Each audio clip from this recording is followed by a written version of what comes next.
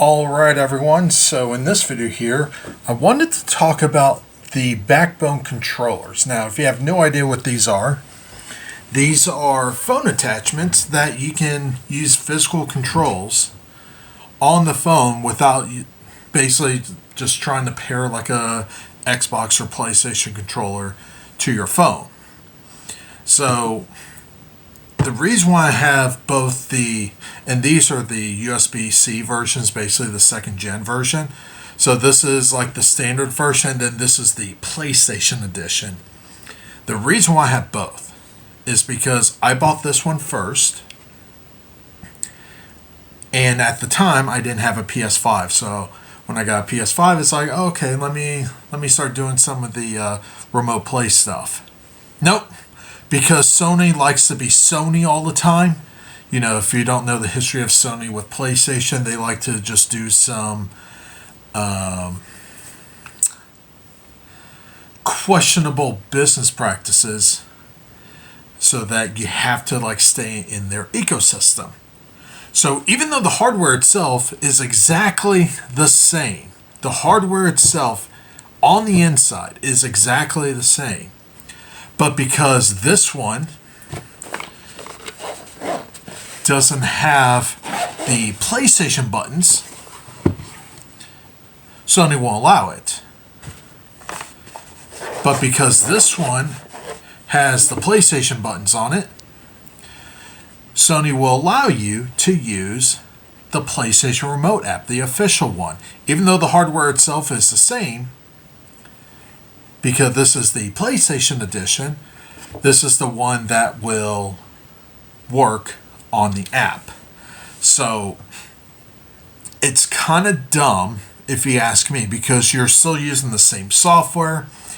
And I think this is more Sony telling Backbone, or the company behind Backbone, it's like, hey, don't make this don't make this compatible with our app, because this is not PlayStation, whereas this is an official licensed PlayStation product. So it's kind of BS, because you got people like me that bought this one first, and it's like, oh, all right, let me pick this one up. Which is funny, because, you know, for all the crap people like to talk about Xbox, at least you can use this on the Xbox app. This one, you can't use on PlayStation, but this one you can use on Xbox. How dumb is that? Anyway, since they're both the same hardware, I might as well just use the PlayStation version for this video. So basically what you do, and yes, the nice thing about this, by the way, is that you do get these little adapters. Depending on, you know, how thick your phone is and all that. Being that I use a case, I actually take all of this stuff off. And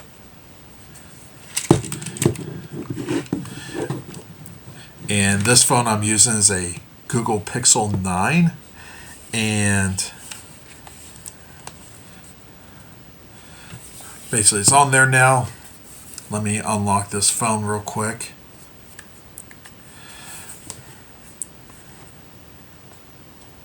There it goes. So because this is the PlayStation edition, this option automatically shows up. If I use the non-PlayStation edition, this option doesn't exist. Ah, Sony. But because this is plugging directly into the USB-C port, now there is a Lightning version. But I'll just say this, even if you have an iPhone with a Lightning connector, if you are planning on upgrading the iPhone to a newer one with USB-C, just skip the Lightning version and just go with and just future-proof yourself, so you don't have to buy the device twice. But this allows you to use physical controls. Now, obviously with the Backbone version, you're not going to get like the DualSense controller features on this thing. Like I said, the hardware itself is exactly the same as the regular Backbone. The only difference is that this has PlayStation buttons and it's white. no adaptive triggers or anything. So really the only reason why you would get the PlayStation Edition is if you do have a PlayStation to do remote play. If you don't, then it really doesn't matter which version you get. I will say that if you are even thinking about getting a PlayStation in the future, just go with the PlayStation Edition just because it'll work on the other apps. So I can literally just load up the Xbox app and look at that. It works.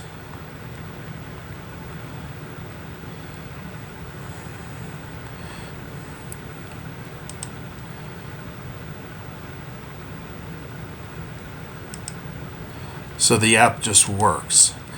Are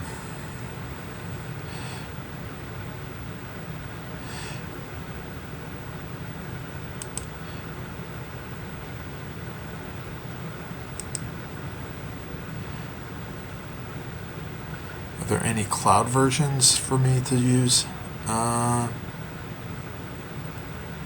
Anyway.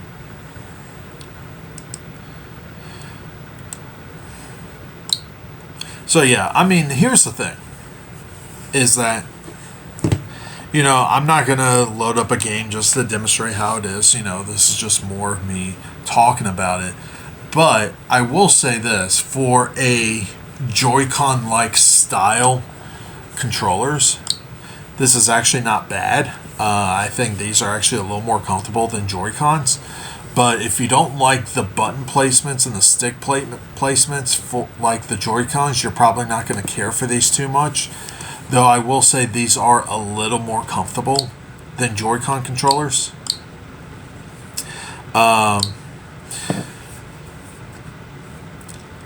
So here's the thing.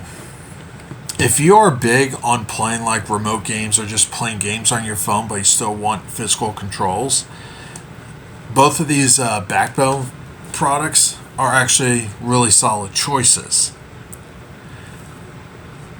If you're thinking, it's like, should I do it this way, or get like, say, the PlayStation Portal if you want to do PlayStation? Well, the advantage with using your phone is that because it is a phone, you already have the device, and also the Backbone's like half the price of the Portal, and you don't really have to rely on Wi-Fi. You can just use your cellular network to stream your console games onto this device. So there are some positives with this. I'll say this, one of the biggest issues I have with the Portal, and I do plan on making a video about it soon, is the fact that it heavily relies on Wi-Fi. I get it. It just would have been nice if they had a version with maybe like a 5G cellular chip in it. That way you can just put like a SIM card in it. And then that way you can literally just use it anywhere that you have cellular data on it. That would have been nice. But it's just Wi-Fi only.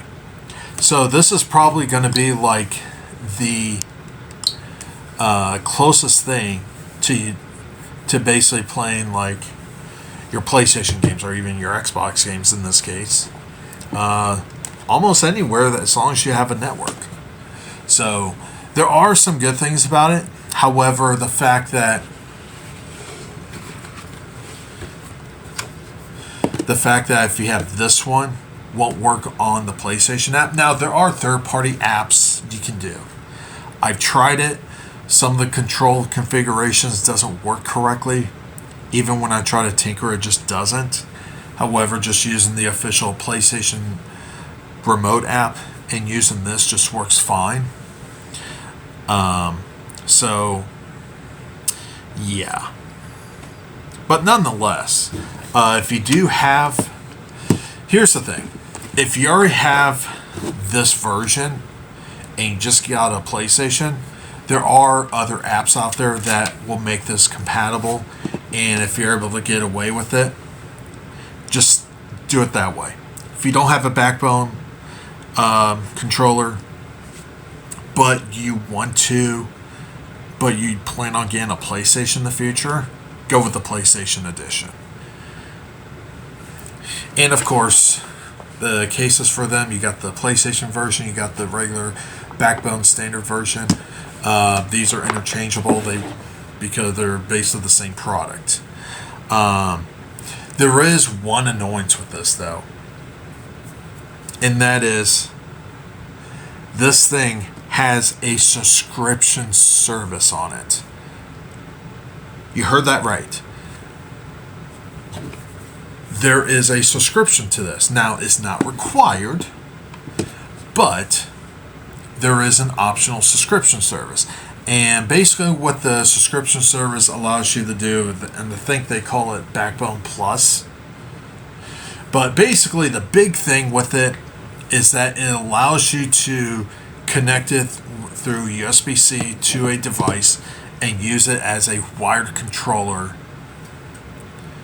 to say like on your PC, other tablets, things like that. So to unlock that feature, you pay a subscription.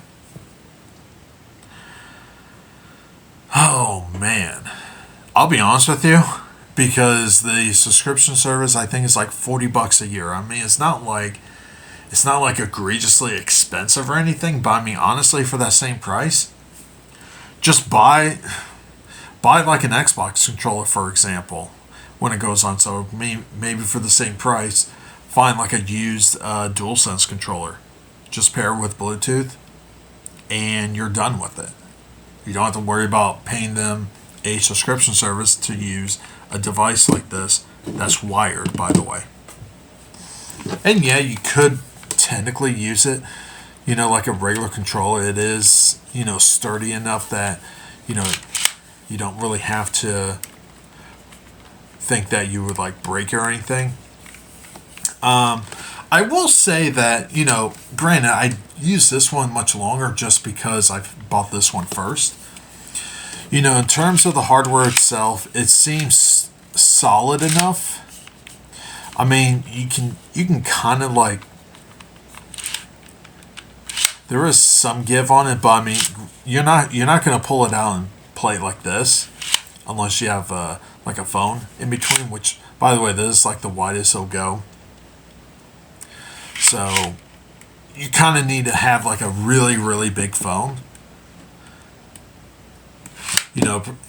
Probably like the iPhone Max versions, or like the XL versions of, say, like the Pixel phones, or something similar out there. So you're not going to be using the tablet for this unless it's like a really, really tiny tablet. But at that point, just use your phone. But nonetheless, I'm not saying these are bad products. It's just, I think when it comes to like the compatibility on the PlayStation side, it's really more, I think it's more on Sony's end for doing this than just allowing Backbone controllers to work with the app regardless. So I like these controllers. I just don't like this implementation that they've done with it. But what are your thoughts on this? Leave those comments down below. Like this video, share this video, subscribe if you're not a subscriber, and like always, have a good one. And yeah. And if you're wondering how the back of this looks, this one has the PlayStation logo, and if I pull this one out, it'll say Backbone. But nonetheless, in terms of like other streaming services out there, going through Xbox, Steam, GeForce Now, it all works fine.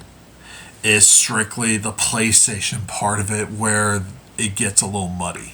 But everything else works fine. Even if you play games natively on your phone, the controller will work, assuming the game itself supports it.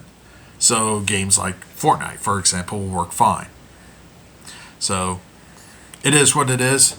But yeah. Anyway, that's it. Like always, have a good one.